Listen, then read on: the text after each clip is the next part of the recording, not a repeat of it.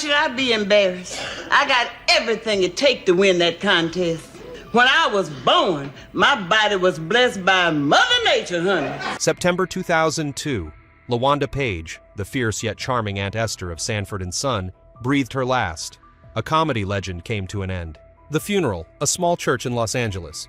No flashing cameras, no red carpet, only silence. Then the shock, empty pews, no Lamont, no Donna, no Rollo. Even Woody was nowhere to be found. The television family that once made America laugh out loud, now no one stepped forward to say goodbye. Why just age distance? Or betrayal, resentment, dark secrets? What made the Sanford and Son family vanish right at LaWanda Page's funeral? Before unraveling the mystery of a quiet funeral, we need to return to the very beginning. Who really was LaWanda Page? How did that woman journey from an ordinary girl in St. Louis to a celebrated comedy star in Hollywood only by tracing her life and career, dazzling on stage yet burdened with silent sorrows? Can we understand why the absence of her colleagues on the day of her farewell caused such a shock? The journey from a fire-breathing girl to the queen of comedy. Some stars are born to shine on stage, but that light often begins in the most unexpected shadows. LaWanda Page was one such name, the woman who would later make millions of Americans roar with laughter, as Aunt Esther in Sanford and Son did not begin with glamorous red carpets or million-dollar contracts. She emerged from the vaudeville stages of a fiercely segregated era, torch in hand, breathing fire with audiences both thrilled and terrified. A 15-year-old girl daring to play with fire, literally and figuratively, marked the beginning of the LaWanda Page legend. Born October 19, 1920 in Cleveland, Ohio, but raised in St. Louis, Missouri, LaWanda, given name Alberta Richmond, did not have an easy childhood. She grew up in hardship, but it was there that she befriended John Elroy Sanford, the boy the world would later know as Red Fox. That childhood friendship became not only a lifelong bond, but also the turning point that would lead LaWanda to the television screen decades later. At 15, Page began performing at local clubs, not with a microphone, but with daring dance routines and fire-breathing acts that left audiences gasping. They called her the Bronze Goddess of Fire, or the Flame Goddess. On the Chitlin circuit, the network of stages reserved for black performers during the harshest years of segregation, Page became a familiar face. The tours were grueling, the pay meager, but it was there she forged her stage presence, her improvisational skill, and the raw humor that began to surface. The real turning point came when she moved to Los Angeles and performed at the Brass Rail Club. One evening, with the MC scrambling to fill time, LaWanda was pushed onto the stage with a microphone. The crowd erupted in laughter. She realized she could not only burn with fire, but also with razor-sharp jokes. From a fire dancer, LaWanda Page transformed into a rising stand-up comedian in Los Angeles. Her style was blue comedy, raunchy, unfiltered, but clever. Page had no hesitation in mimicking the sermon rhythms of church pastors, turning familiar religious tales into uproarious laughter. She spoke about sex, marriage, and society's hypocrisy, all delivered with a voice as sharp and rhythmic as church bells. At a time when black women were heavily constrained, LaWanda Page dared to speak against the current, becoming a phenomenon. In the 1970s, her name exploded with 5 solo albums released by Laugh Records. Watch It Sucker went gold, an extraordinary feat for a black artist at the time. The word sucker would later become the trademark line of Aunt Esther.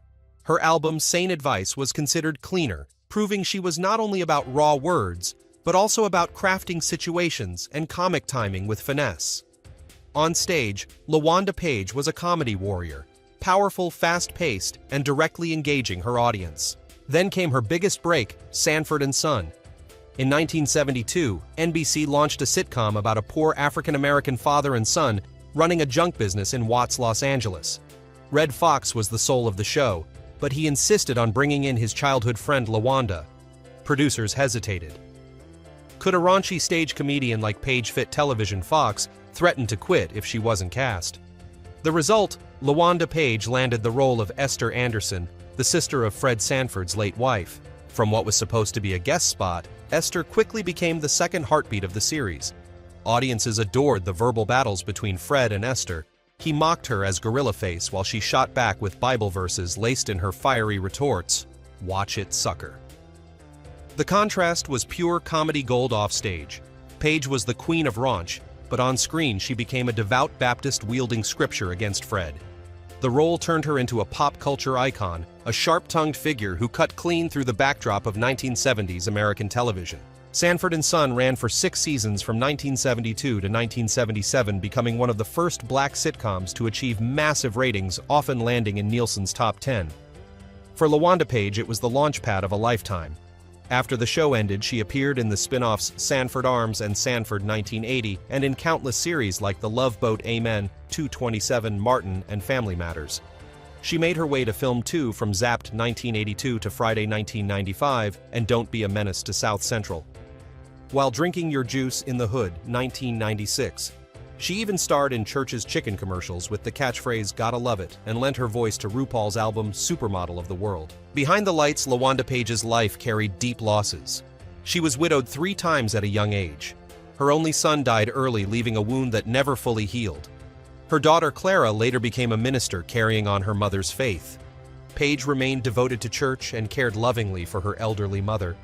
Deep down, she never forgot Red Fox, the friend who had pulled her from vaudeville stages to the national spotlight. She chose to live simply in South Central, which she jokingly called Beverly Watts. When asked why she never moved, Page replied, "I was discovered here, why should I leave it?" That was LaWanda Page, genuine, unpretentious. But the spotlight could not shield her from illness. In 1996, she suffered a stroke, later battling diabetes.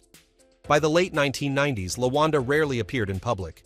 Yet her legacy remained strong. She was one of the first black female performers to boldly challenge norms of gender, sexuality, and religion in comedy. She turned laughter into a weapon, church rhythm into comic timing, bringing black community life from the streets straight into the living rooms of millions of American families. The quiet death and the shocking funeral. On September 14, 2002, grim news spread from Los Angeles. LaWanda Page had passed away at the age of 81 after years of battling diabetes and recurring strokes.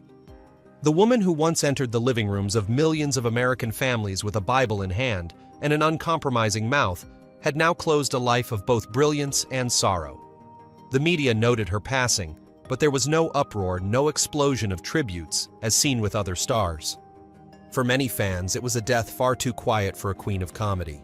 The funeral was held 6 days later on September 20th at Mount Moriah Baptist Church in Los Angeles. A familiar sanctuary to the local community, modest and small, far from the grand churches that had hosted farewells for many Hollywood stars. There were no giant wreaths, no reporters crowding at the gate, no camera flashes lit up the room. Only the solemnity of the congregation's steady prayers and the silent tears of family members. In accordance with tradition, LaWanda Page was cremated, and her ashes were laid to rest at Inglewood Park Cemetery, a quiet resting place in South Los Angeles that is home to many familiar faces of the black artistic community. Everything ended within a few hours, leaving a hollow feeling for those who had followed her career. A cultural icon closed her journey without fanfare.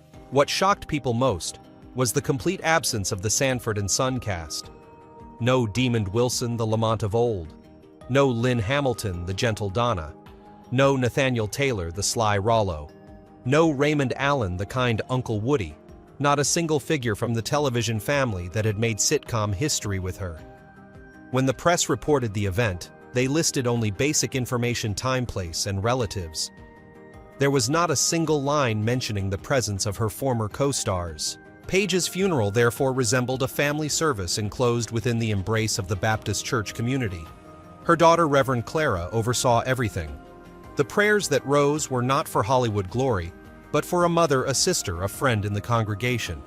It was a private, sacred farewell, yet it stirred a sense of sorrow. A woman who once brought laughter to millions left this world without a single colleague by her side. A quiet question lingered in the hearts of fans. Why did the family that had stood beside her on screen for 6 seasons not appear on her final day? Was it age, illness, or fractures that had never healed? That question still hangs haunting and intriguing, opening the way to another journey to uncover each face, each reason behind that strange absence. The faces of the past.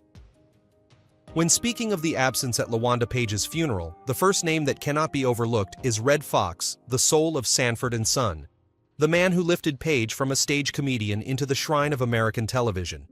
It was Fox who staked his career on keeping her in the role of Aunt Esther. Producers had once hesitated, worrying that a fiery blue comedy performer like Page would not suit television. But Fox was adamant, even threatening to quit the show. History proved him right. Aunt Esther became iconic. But by 2002, when Paige drew her last breath, Fox had already been gone for 11 years. In October 1991, he died suddenly of a heart attack on the set of The Royal Family. He was 68. His death shocked the world, for Fox was a symbol of black comedy, a trailblazer who brought black sitcoms into mainstream television. Not only fans but colleagues were stunned by his untimely passing. The bitter truth was that Fox's funeral too had been nearly devoid of the Sanford and Son cast. Eddie Murphy, a younger admirer and colleague, had to cover all funeral expenses. The press at the time recorded a sad scene. The very faces who once made sitcom history with Fox were absent. Some had cut ties, some were estranged, and some were simply distanced by time. So when LaWanda Page passed in 2002, Fox's absence was inevitable. He was no longer there. But that absence carried special weight. Her childhood friend, her greatest benefactor, her closest colleague, the one person Page would surely have wanted present, could not be. Perhaps if Fox had still been alive, the funeral picture would have been different. He would never have abandoned the friend he had defended to the end. But Fox had gone before her, and the silence at Page's funeral only echoed the silence that had shrouded his own. Demond Wilson, who played Lamont Sanford, the son constantly bickering with his father Fred, was the second central figure of Sanford and Son. Yet when LaWanda Page died, Wilson was not there either. For fans, it was shocking. Lamont and Aunt Esther had delivered fiery exchanges that defined the humor of the show. Why was he absent at her final farewell? The answer lies in Wilson's life choices after 1977. When Sanford and Son ended, he took a completely different path. He left the spotlight to become a Christian minister, and later an author, publishing works on faith, as well as memoirs about his Hollywood years. For him, acting was a closed chapter. He rarely appeared at entertainment events and kept away from the media. The distance extended not only to the profession, but also to his co-stars. Wilson admitted that after the series ended, he never saw Red Fox again. When Fox died in 1991, Wilson did not attend the funeral either. That set the precedent, showing that he had fully separated from the television family. With LaWanda Page, the gap was even clearer. She was nearly 25 years older, bonded far more closely with Fox, and she and Wilson had virtually no contact for decades. Still, that did not mean Wilson disrespected Page. In fact, in later interviews, he defended her against false rumors, such as confusion with actress Lynn Hamilton, or claims that Page had been a drug supplier on set. Wilson spoke strongly to protect her reputation. This was proof that he still valued Page, but no longer maintained the personal ties that would bring him to her funeral. For a minister who had left Hollywood behind, the choice was consistent. Another reason Page's funeral felt so empty was that many close colleagues had already passed away. Whitman Mayo, who played Grady Wilson, Fred's good-natured friend, died in 2001 at age 70, just a year before Page. He had brought gentle, bumbling humor to the screen, but age and illness robbed him of the chance to say goodbye to his co-star. Don Bexley, the familiar face as Bubba, also an old friend of Red Fox, had died in 1997 at age 87. Slappy White Leroy Daniels and many other colleagues of Fox and Page also passed during the 1990s. The generation of black performers who helped make Sanford and Son a cultural voice had thinned out. By the time Page passed, most of her core brothers were already gone. This loss made it impossible for Page's funeral to become a reunion. Instead of a gathering where the cast came together to bid farewell, it was reduced to a family service within the church community, co-stars still alive but absent. The silence at Page's funeral was not only due to death, but also to the absence of those who were still alive. Lynn Hamilton, the actress who played Donna Fred Sanford's girlfriend, was healthy in 2002. But she was a private person already retired and had no close relationship with Page outside the show. Even the rumor that they were sisters was nothing more than a mix-up. Since Page's funeral was a family affair, Hamilton may not have been invited, or she simply chose not to attend. Nathaniel Taylor, who played Rollo Lawson, Lamont's friend, was also still alive then, but he had left the entertainment industry long before. Bonds among the cast were never particularly strong. Some accounts even suggest that Taylor and Demond Wilson disliked each other, which only further weakened the network of connections. With LaWanda Page, Taylor had little interaction both on and off screen. Gregory Sierra, who played Julio the Puerto Rican neighbor, had left the show early to pursue other projects. He was never part of Fox and Page's inner circle, so his absence from the funeral was hardly surprising.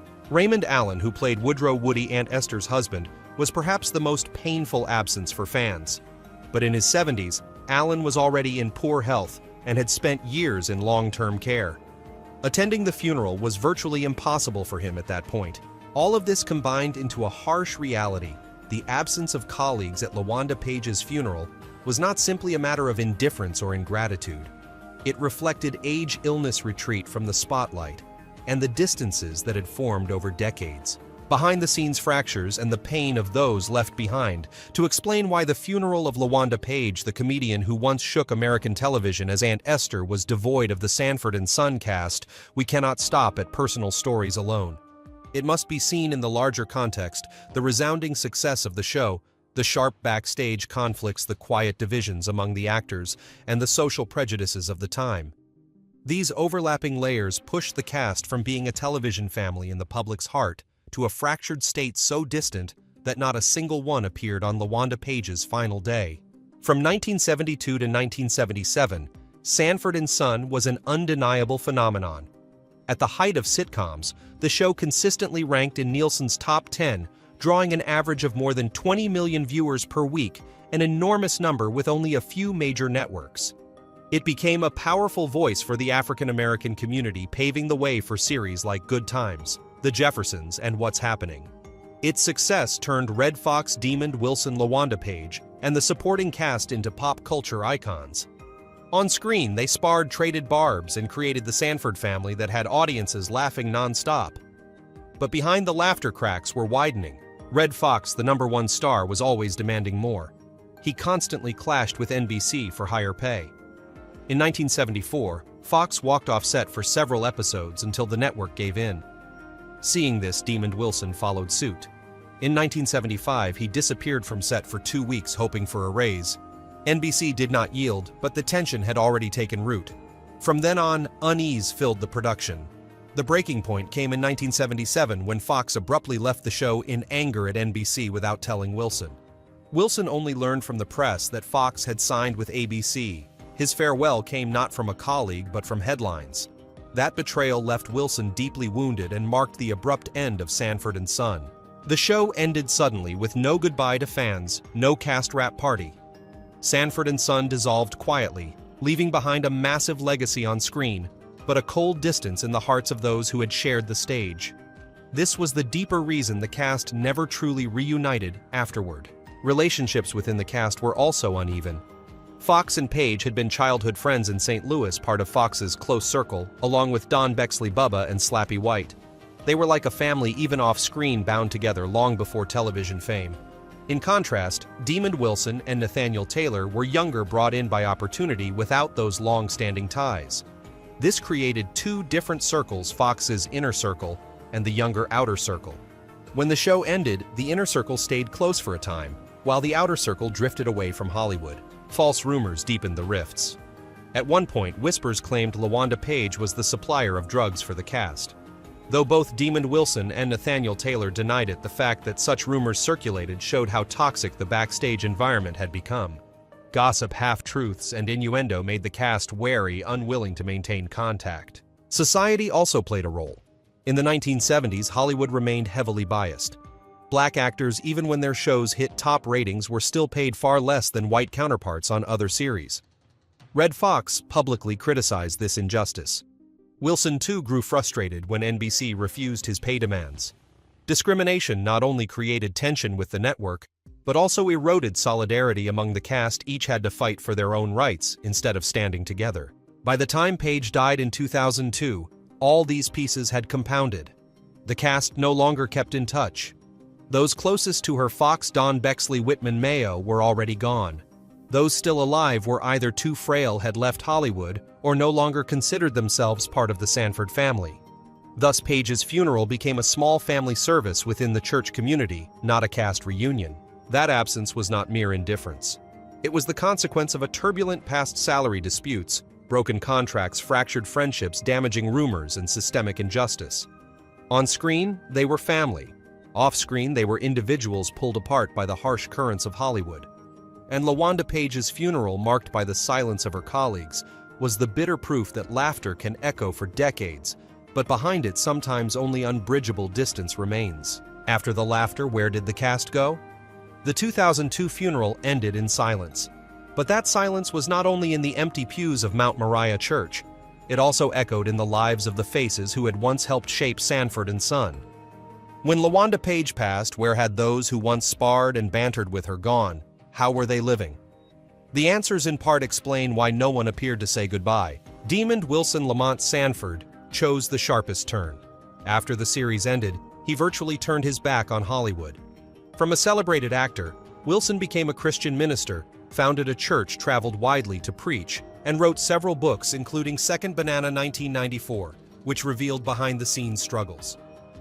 For Wilson, the studio lights were only a distant memory. His life was now dedicated to faith and community. Today, Wilson is still alive, occasionally granting interviews, but he firmly keeps his distance from old fame. His absence at Page's funeral ultimately was just an extension of the departure he had chosen decades earlier. Lynn Hamilton Donna Harris was also still alive but chose complete silence. After appearing in The Waltons and a few other series, Hamilton retired quietly, living a private life, avoiding all public events. Fans even confused her with LaWanda Page's real sister because of the shared name. In reality, the two had no ties outside work. At a funeral rooted in family and faith, Hamilton's absence simply reflected her choice to retreat backstage and never step into the spotlight again. Nathaniel Taylor Rollo Lawson also opted for a quiet life. By the 1980s, he had left the screen, turning instead to business and ordinary life. Only occasionally did Taylor reappear at small fan gatherings. In 2019, he died at the age of 80, long before Rollo had almost vanished from public view. His absence from Page's funeral, therefore, was unsurprising. He had withdrawn from Hollywood years earlier. Gregory Sierra Julio Fuentes continued acting for many years in Barney Miller, Miami Vice, and a few films, but he too distanced himself from the Sanford and Son circle. Sierra worked steadily until the end of his life, but was rarely linked to Page or Fox after the show. When Page passed, Sierra remained silent. In 2021, he died at 83, closing his career with scattered roles rather than a legacy tied to the Sanford family. Raymond Allen Uncle Woody had once been seen as Aunt Esther's other half on screen. But after the 1980s, his health declined drastically. He lived in long-term care facilities, rarely appearing in public.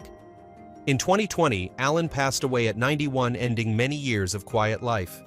By the time Page died, Allen's absence was simply due to frail health. Meanwhile, other core colleagues like Whitman Mayo Grady and Don Bexley Bubba had already died, making Page's funeral all the emptier of familiar faces. Looking back, the notable thing was not only who was absent at the funeral, but also the lives they had chosen. Some turned to faith, some retired in silence, some battled illness, and some passed quietly. Sanford and Son had once brought them together in one dazzling convergence, but afterward, each went down a separate road. There was no family in real life left to reunite when LaWanda Page was laid to rest. Legacy and message. LaWanda Page's funeral ended without a final reunion of the Sanford and Son cast. It was a sad reality after the glorious laughter on screen. When the lights went out, each person had taken their own path. There was no gathering, no tearful embrace among old colleagues, only empty pews at a modest family service. Yet this did not mean hatred. There is no evidence that the cast deliberately turned their backs on LaWanda Page. Their absence mostly stemmed from time, age, health, and life choices.